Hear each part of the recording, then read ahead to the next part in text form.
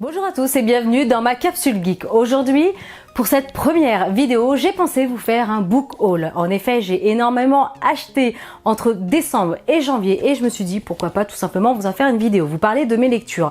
Alors il y a beaucoup de shoujo, beaucoup de mangas, beaucoup et il y a aussi un roman et enfin bref, je ne sais même plus. Allez, j'ai fait une super pile, je vous montre tout ça en vidéo, on y va. Je commence ce book haul avec La fille qui avait vu la lune aux éditions Anne Carrière et c'est un roman de Kelly Barnhill. Donc une petite brique parce qu'en fait c'est écrit quand même assez gros et j'ai totalement craqué déjà sur la couverture qui est juste sublime. Mais je vais vous dire aussi pourquoi j'ai craqué, hein, pas que sur la couverture. Déjà, il est sur la liste des best-sellers du New York Times. Le New York Times dit qu'il est aussi profond et excitant que Le Magicien d'Oz ou Peter Pan, ce qui est juste quand même énorme. Meilleur livre jeunesse 2017, il a fait une fureur apparemment aux États-Unis et il est même en cours d'adaptation en film chez Fox Animation, c'est ceux qui ont réalisé entre autres Rio. Chaque année, les habitants du protectorat abandonnent dans la forêt un bébé. Ce bébé est donné en sacrifice à l'horrible sorcière qui habite dans les bois. Mais de son côté, Xan la sorcière se voit contrainte chaque année de recueillir un enfant abandonné par les fous du protectorat et sans jamais qu'elle comprenne pourquoi. Mais un jour, un bébé est abandonné et il n'est absolument pas comme les autres. Il tisse apparemment des liens très particuliers avec la lune et les étoiles. Ce petit bébé aurait apparemment un potentiel de magie sans précédent. La sorcière décide donc d'adopter ce bébé, c'est une petite fille et elle va l'appeler Luna. Et ses pouvoirs sont absolument gigantesques et vont se décupler à son 13e anniversaire. J'ai ensuite acheté Vivant, ou alors peut-être que certains le connaissent sous le nom de Warm Bodies. Moi, de mon côté, j'ai vu le film et j'ai absolument craqué. C'est un roman de Isaac Marion. C'est un roman aux éditions Bragelonne. Il n'est pas extrêmement long, il fait à peu près 300 pages et c'est pas vraiment écrit très gros. J'ai donc vu l'adaptation en film, j'ai juste adoré. Et Stéphanie Meyers le résume très bien. Isaac Marion a écrit l'histoire d'amour la plus inattendue que j'ai jamais lue. Alors j'ai vraiment hâte de lire le bouquin pour voir si ça colle au film, si c'est mieux, si c'est moins bien. Enfin, de toute façon, honnêtement, c'est toujours mieux en livre. Mais du coup, voilà. Connaissant le film, j'avais vraiment envie de lire ce roman, Vivant. Alors, Vivant, c'est l'histoire de R. C'est un zombie qui erre absolument sans fin dans une ville totalement détruite jusqu'au jour où il va rencontrer Julie. Julie qui est bien sûr vivante, pétillante, pleine d'énergie, très positive. Et ce jour-là, sans comprendre pourquoi, R, donc le zombie, décide de ne pas la tuer. C'est donc le commencement d'une étrange relation qui va se mettre en place entre R et Julie. Car R, notre zombie, veut vivre et Julie, de son côté, va tout faire pour l'y aider. Ensuite, je me suis pris Le Bois sans dessus dessous. Alors, j'ai entendu parler de ce livre sur la chaîne YouTube de Margot Liseuse. Je vous mettrai un lien sous la description de cette vidéo. N'hésitez pas à vous y rendre. Ce qu'elle fait, c'est juste incroyable. Donc voilà, j'ai décidé de le prendre parce que j'adore tout ce qui se rapproche de la forêt, les renards, les animaux de la forêt, les sous-bois. Et donc, c'est absolument génial. Donc là, c'est un livre de Clémentine Ferry aux éditions du Lumignon. On va y retrouver 10 contes où le thème est le thé, la forêt, le sous-bois, les animaux, bref, c'est absolument génial. Ces contes sont bien ciselés, ils parlent d'amitié, d'acceptation de soi ou encore de comment bien vivre tous ensemble. J'ai ensuite acheté Mamie Angel aux éditions Isan Manga. Alors, Isan Manga, vous le retrouvez sous cette version cover dur et ça fait comme un gros livre, il est juste sublime.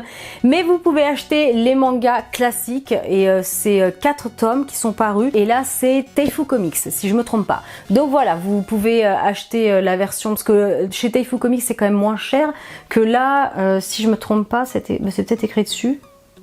C'est pas écrit dessus. Je crois que c'est 28 ou 29 euros. Donc voilà, par contre il est vraiment super, vous avez même le petit, voilà, un petit marque-page. Alors bref, de quoi ça parle? Alors pour les fans de Candy ou de Georgie ou même de Heidi, vous l'aurez reconnu, c'est la même illustratrice et le même auteur. On ne présente plus Yumiko Igarashi, c'est elle qui a fait voilà, ces magnifiques mangas avec dans les yeux tout plein d'étoiles. Franchement, vous connaissez au moins Candy, c'est pas possible, même Georgie, je veux dire, c'est... C'est pas possible. Bref, ce manga date de 79. C'est donc un shoujo pour un public à peu près de 10-12 ans. On est donc à l'époque du Far West, des cow-boys, de la conquête de l'Ouest.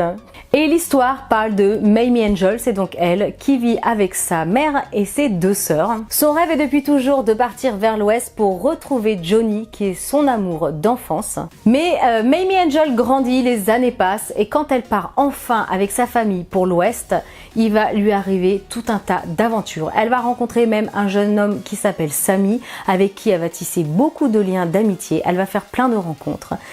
Donc voilà, on cherche à savoir si elle va retrouver Johnny un jour, si elle va tomber amoureuse de quelqu'un d'autre. La réponse est dans ce livre.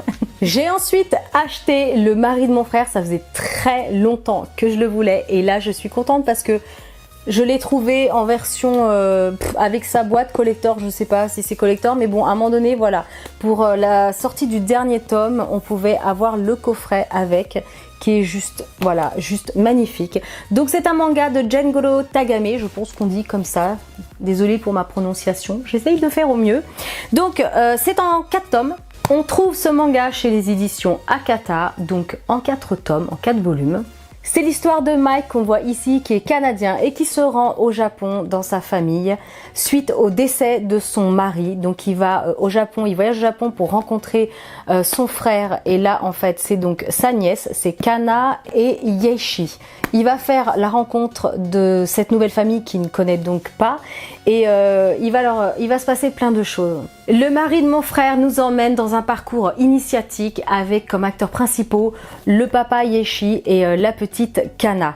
Kana est très enthousiaste à l'idée de pouvoir accueillir son oncle canadien qu'elle n'avait donc jamais rencontré et elle insiste donc fortement auprès de son papa, auprès de Yeishi pour l'accueillir, voilà, le temps qu'il faut pour qu'il puisse faire son deuil et apprendre peut-être à connaître des choses sur son mari décédé et des choses qu'il ne savait pas.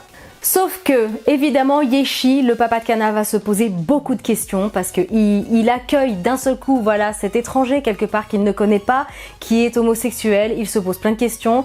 Kana s'en pose aussi. On se demande comment il va réagir, comment il va répondre aux questions de sa petite et aussi, bien sûr, comment va réagir l'entourage. Le mari de mon frère ou l'improbable rencontre entre un japonais limite homophobe et un canadien gay totalement décomplexé. J'ai vraiment hâte de découvrir cette lecture. J'ai ensuite acheté Un cœur de hérisson, un manga de Nao Inashi, c'est un shoujo aux éditions Kana. J'ai donc pris les 5 parce que ce qui est top, j'ai acheté le volume 5 il n'y a pas longtemps, mais ce qui est top c'est que voilà, c'est l'intégrale, elle est en 5 volumes. Cœur de hérisson, c'est l'histoire de Azuki, c'est un jeune homme qui est plutôt très bagarreur avec vraiment une mauvaise réputation, et de Kii qui est une jeune fille pleine de gentillesse. Elle voit ce jeune garçon comme un hérisson tout le temps sur la défensive et va en fait plutôt se lier d'amitié avec lui. En tout cas, quelque chose va naître entre eux, peut-être une histoire d'amour, je ne sais pas, il faudra le lire pour ça. Donc, le tome 1, le 2 est comme ça. Le 3, le 4 et le dernier volume, le 5. J'ai ensuite acheté Ranma 1/2. Alors ce manga, je crois que il est, voilà, hein, pas besoin d'en parler. Qui ne connaît pas Ranma 1/2? Qui n'a pas vu les dessins animés au Club Dorothée? Donc voilà, il existait avant une version vachement vieillotte, ouais, ça avait vraiment vieilli. Et là, c'est tout nouveau. Il existe 2 volumes. J'ai déjà le 1. Et c'est, alors je sais pas, c'est Perfect Edition ou je sais pas, c'est ceux qui sont assez chers quand même, à 10 € et quelques, mais ils sont refaits, ils sont énormes. Et donc c'est qui a dit ça? C'est chez Glénat, voilà, aux éditions donc Glénat. Alors Ranma, de quoi ça parle pour ceux qui connaissent pas? C'est l'histoire de Ranma Saotome qui se transforme en fille ou en garçon au simple contact de l'eau. Si l'eau est chaude ou si l'eau est froide, un coup il est fille et un coup il se transforme en garçon. Autant vous dire que sa vie risque d'être quand même assez compliquée, même pour tisser des relations avec des filles ou même des garçons.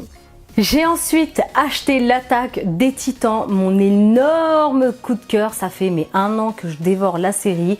Et j'ai donc acheté le dernier tome, le numéro 23. Alors Qui ne connaît pas l'attaque des Titans? Peut-être qu'il y en a qui ne connaissent pas. Je vais vous résumer ça très rapidement.